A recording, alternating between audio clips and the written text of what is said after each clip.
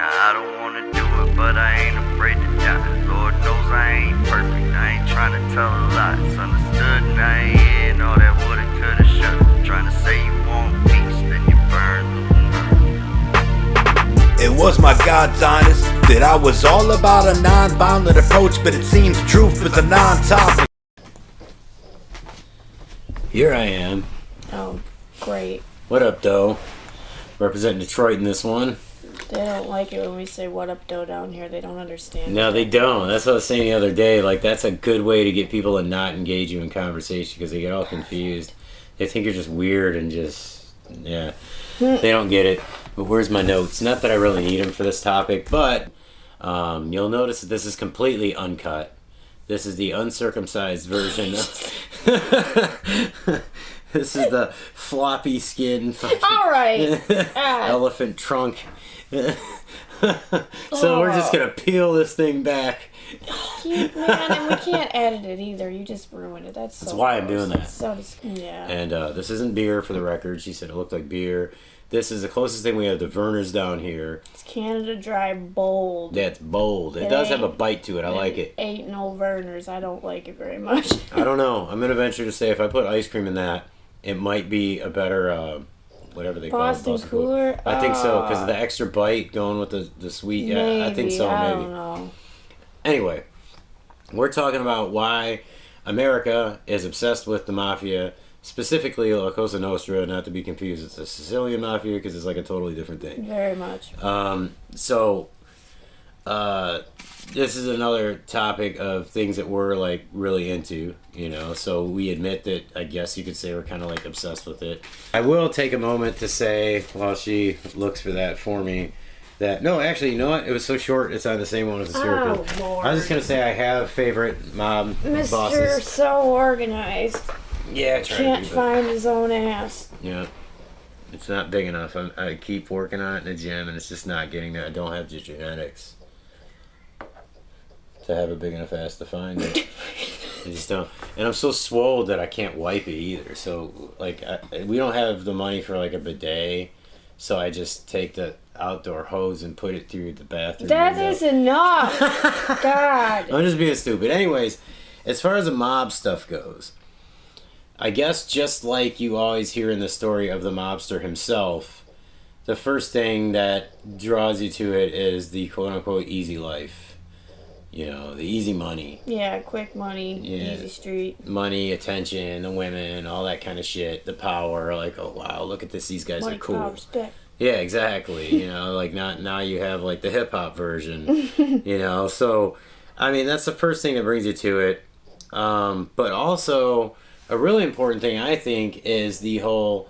It's just so funny. I'm like swallowed by the shirt because I've lost so much weight. But that shirt used to be like very tight on you. But yeah, the man aspect of it. For sure. Working man's a sucker.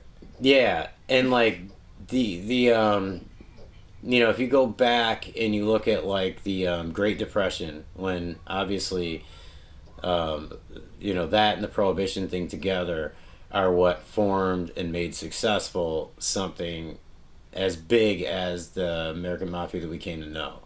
So you had a lot of people who hated the banks and the system behind the banks. Yeah, I didn't trust it at all. So they loved the bank robbers. Right. Mm-hmm. And then with Prohibition, obviously they loved the guys supplying the liquor. Right. You know, and they loved that these guys were not just providing them with something that they wanted, but they were like sticking it in the face of the man, because it's like this law passes that almost no one agrees with. Right. And the only thing people could do is kind of like, you know, find a way to get what they wanted. Yeah, and underground kind of thing. Yeah, so I mean everybody was kind of a criminal in that, you know, so of course they're going to look up to the guy who's like the criminal. Yeah, I guess is what I'm trying to say. So there's the F the man aspect to it, which we always love in America. We love rebellion, you know, we love the anti-hero, that sort of thing. But going further, because, you know, if that was the only thing, then we'd mostly be obsessed with like bank robbers and white collar criminals, right. which a lot of mob guys are. But the mob thing has the whole honor thing attached to it. Then it's a very big deal. Allegedly. Supposedly. What yeah. I mean is, it was until like 70 years ago important. Right. Until guys started got real selfish and but got away like from the roots to of make it. it appear as a big deal. Yeah. Especially the don't sell drugs thing. That one's funny. Oh yeah.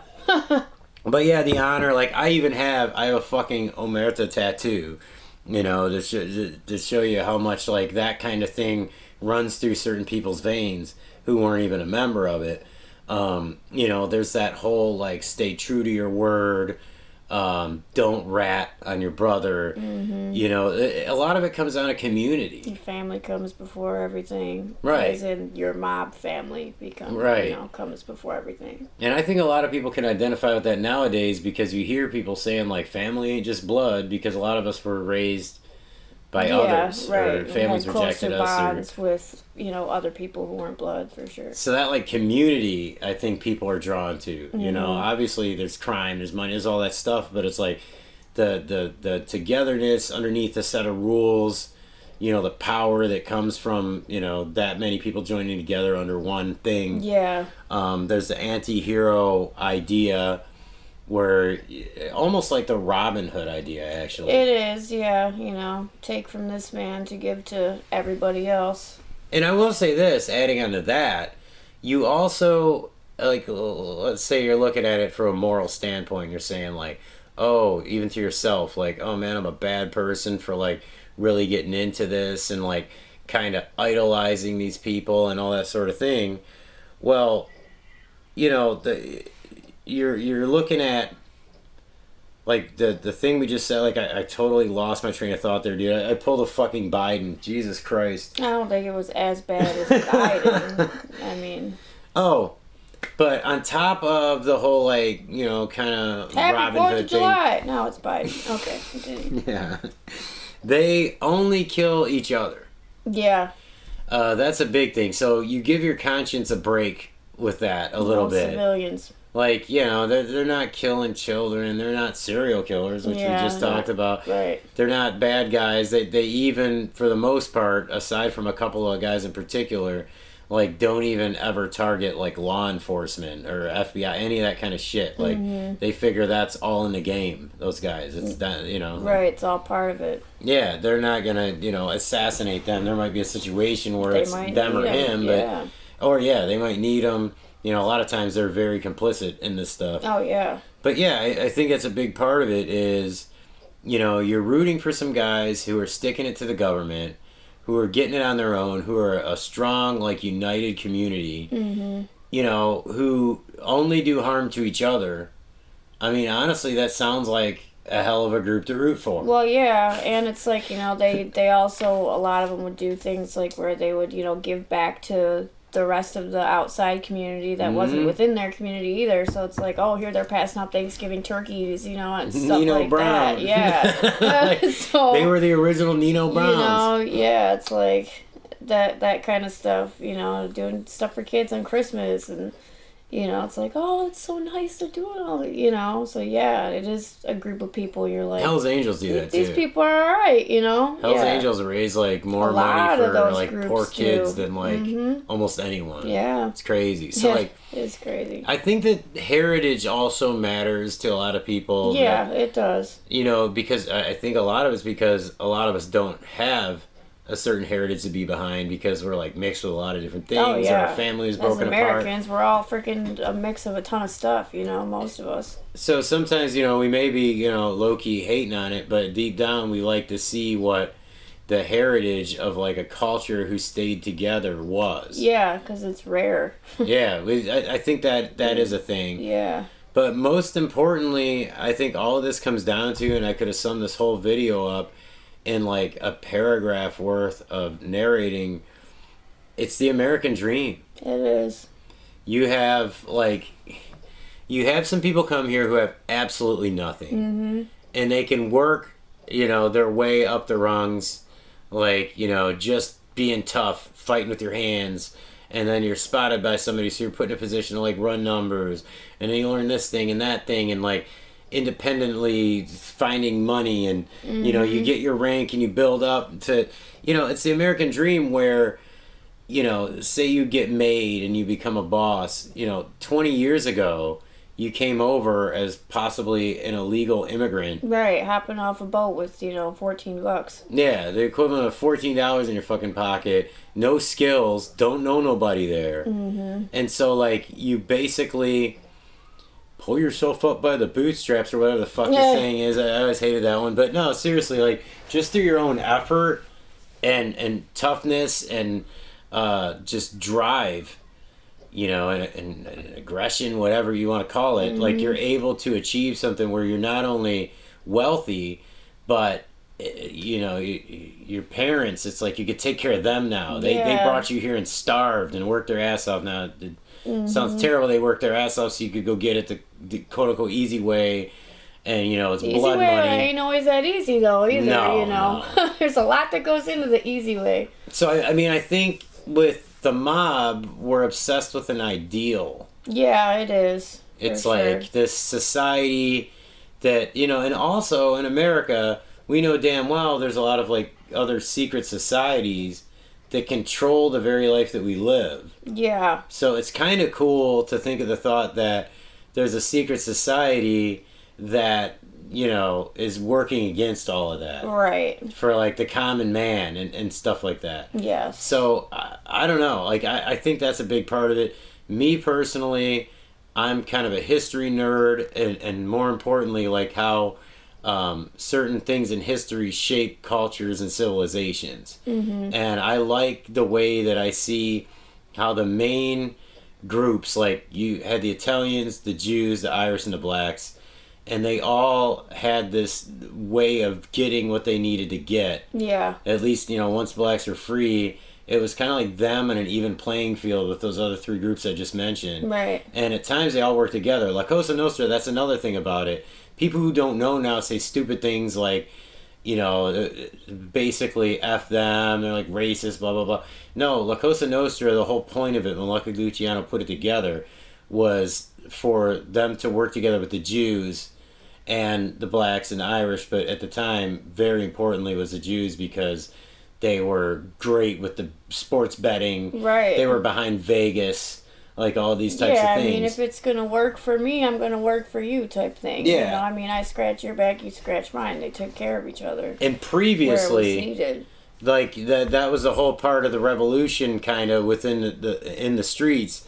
And the reason why Luciano was, like, you know, idolized is because before that, what they call the Mustache Pete bosses didn't allow any of that commingling. You couldn't, you know, bring a Jewish guy into a business venture. You couldn't work alongside of them. Right, You yeah. couldn't use the Irish for the muscle, which they ended up doing a lot of times, and to help run the liquor and stuff like that. And they were racist against blacks too. Mm-hmm. You know, basically, and I shouldn't even say racist. They were more just like, it's us. You're not one of us. Yeah, you're not one of us. We don't need you. Mm-hmm. We don't need to do all that to make it in America. We're gonna, but, you know, these guys saw it more practically. Like, wait a minute, we can get into these communities. We can use this asset, that asset. Mm-hmm. These guys think just like us for their people, and Yeah. it was a very smart idea. And then within the actual mob itself, you know, they made, you know, the 5 families. They made a commission, all that good stuff. So it is kind of an ideal, and those of us who are, like, into history look back on it and can see, like, especially in modern days, what shaped our culture and business in the United States from all of that. You know, like, you see what the Jews did essentially with their illegal money is they created Hollywood. Yeah. And they co-created and had more to do with creating Vegas. Yeah. You know, the Italians went heavily into unions. And you know, so you see what I'm saying? It, like, really shapes big pieces of the culture of the country. Yes. And it was all that turning point with the Great Depression and who rose from the ashes of that, and Prohibition. And kind of being for the people.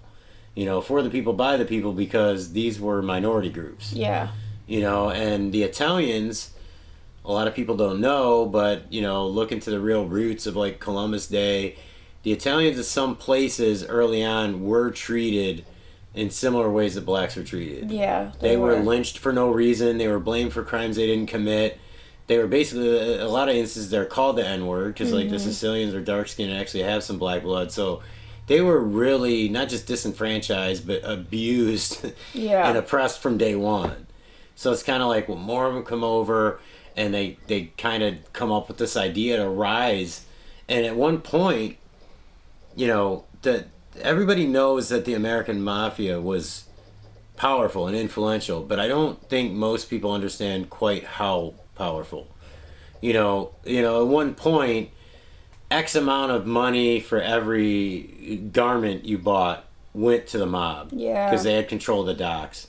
And they also had control of all the transportation of products in the United States. Yeah. That's what the Hoffa thing's A little about. bit of everything. Yeah, every union. They had their hands in everything. The New York skyline. Yeah. Las Vegas.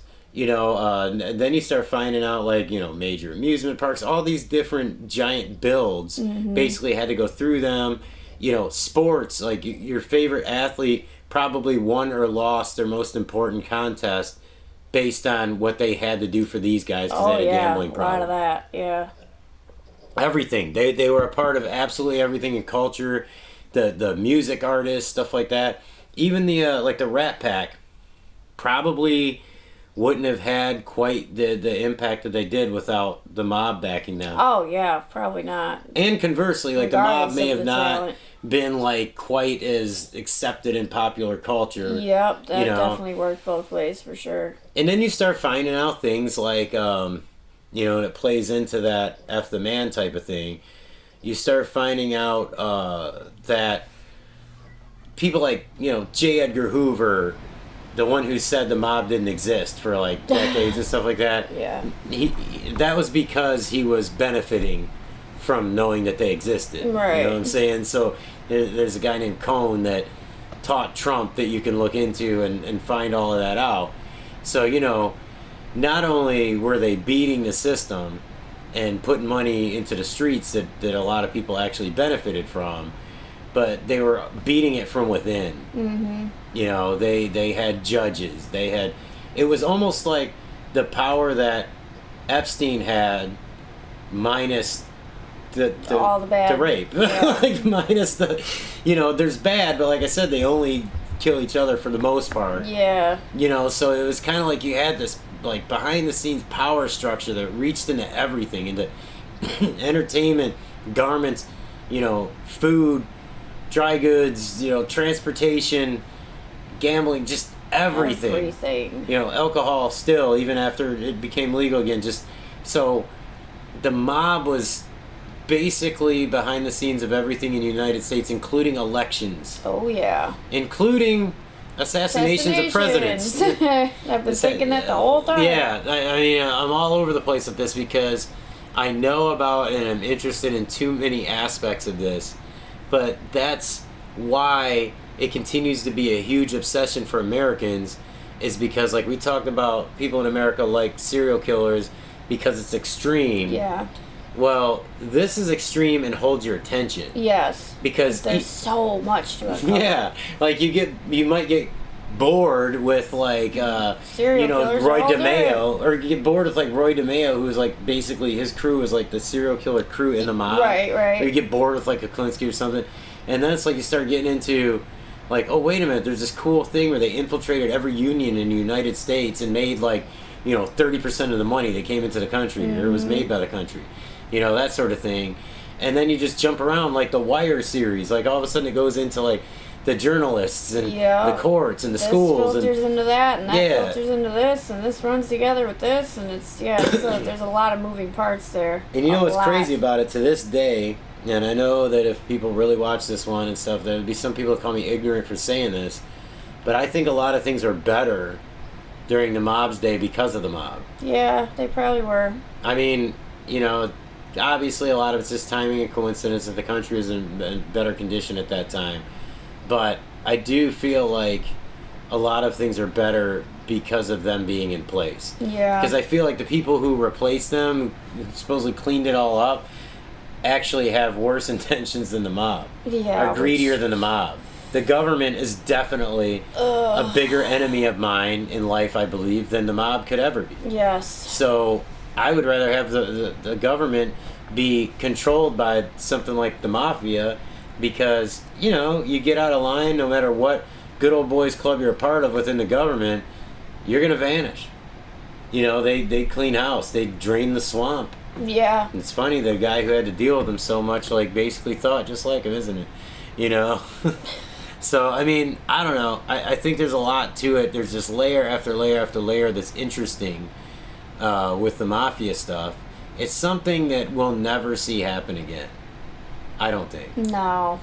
Especially from the fact that you could say, like, maybe behind the scenes, like, the Russian mob could once again grow or something, and they're very secretive. They're scary. They're very good to whatever their rules, their honor is. They're but intimidating. I don't think that, and this would actually be a good thing for a criminal organization.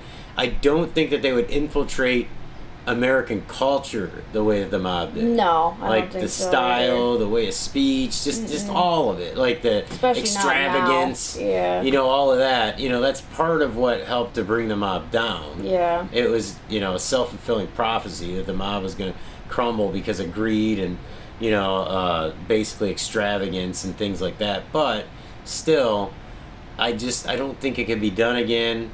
I would have loved to have been alive during, like, say, the 60s, 70s. I was alive through part of the 80s, and I saw some of it. Like, I saw the certain kind of cars, the certain kind of clothing, the way of speech, and kind of the belief system within my family, who was kind of, somewhat involved in that.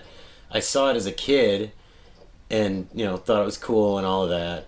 But I didn't really get to experience it. I could only look at pictures and see, like, the pictures in Vegas and, like, it was gaudy and, all of that. But it was like, I don't know, man. America was in love with everything they created and everything they're a part of. Yeah. I mean, they kind of encapsulated America. They did. You got greed.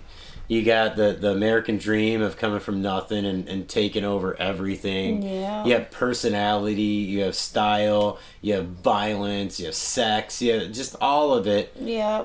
Is right in there. And I mean, sometimes, stuff like the Mexican Mafia and whatnot is cool. It's entertaining. It's cool to learn a little bit about, and how they kind of have the Serenos and other gangs on the street that are basically their street arm of it.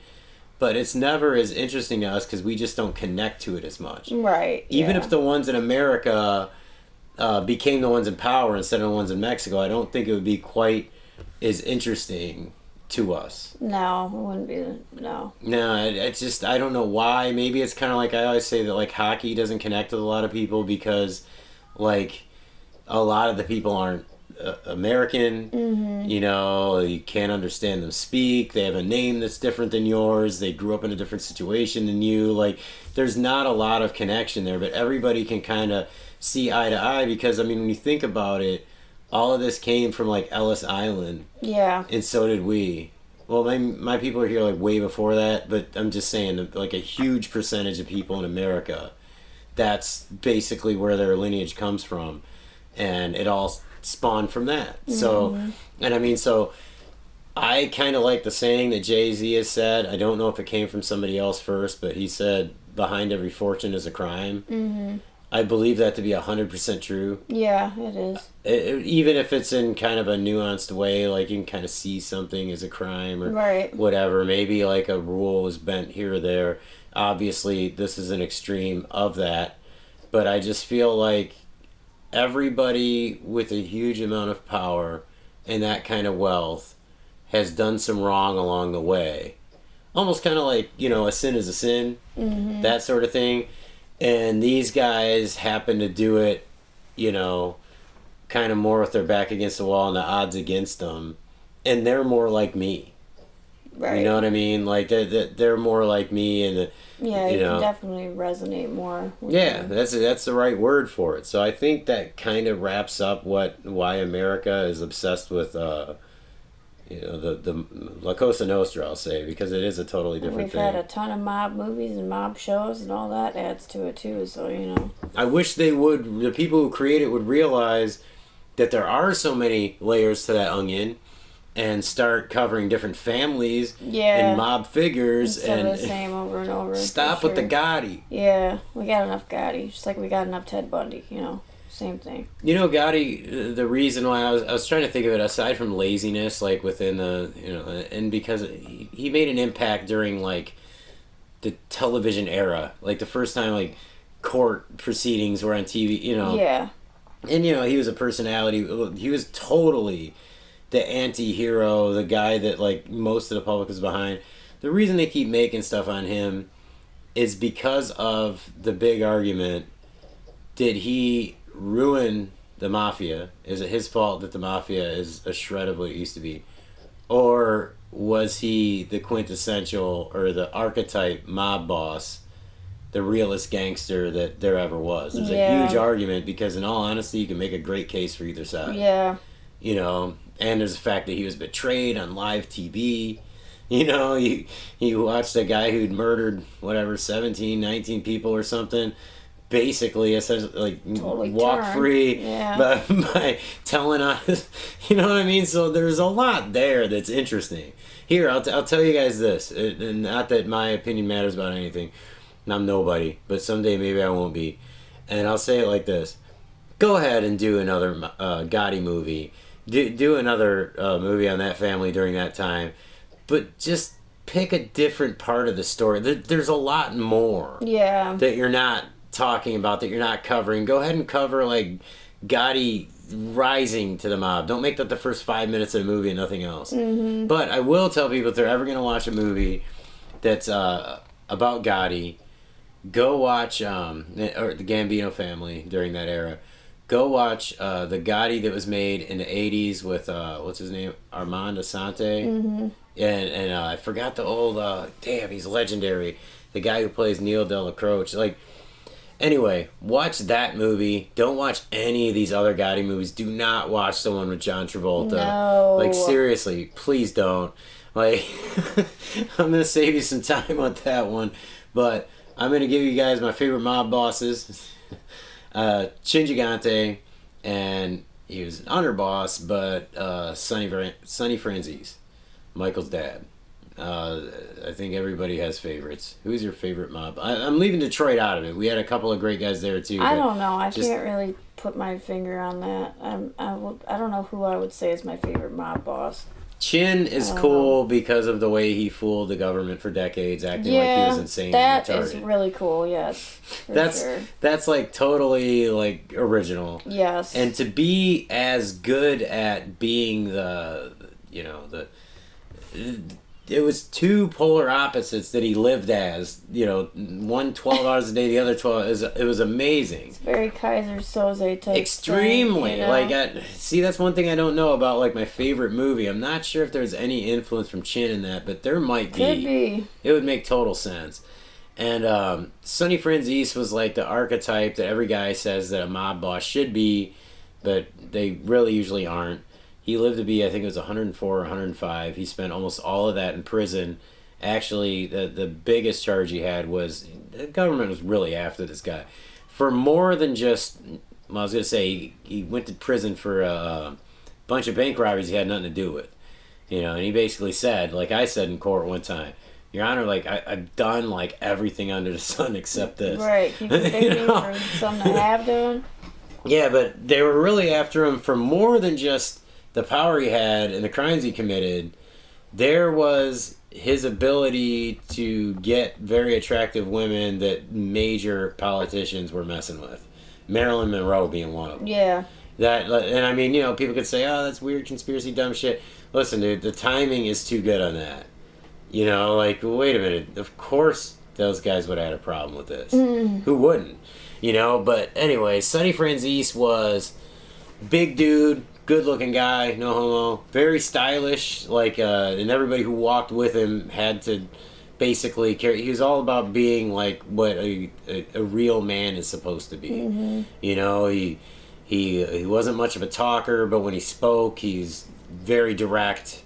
He never came remotely close to anything that was like ratting. Yeah. He was so true to Cosa Nostra that he basically gave the nod on his own son getting killed at one time, which take that how you want, but if you're gonna sit here and say you want somebody that's like true to the rules, there you go. That's as true as it gets. I mean, he was basically a lot smarter, practically a genius with rackets, and people normally don't know that.